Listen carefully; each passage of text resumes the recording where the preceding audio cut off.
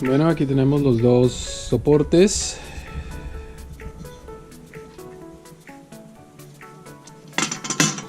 Vamos a hacer el trabajo de hojalatería. Este es el lado izquierdo, que es el que está en el estado más deplorable. Está totalmente doblado. Este está en mejor condiciones, entonces este es el que me va, por ejemplo, a servir para... Disculpen el cochinero, pero así es como debe ser un taller que se jacte de ser un taller, así debe estar.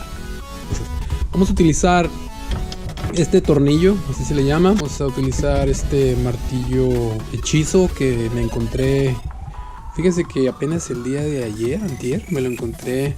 El lugar se acaba de incendiar ahí en Caléxico, San Mateo, no sé cómo se llama el lugar, pero son puras segundas. Vamos a darle, pues, tratar de enderezar los dos soportes.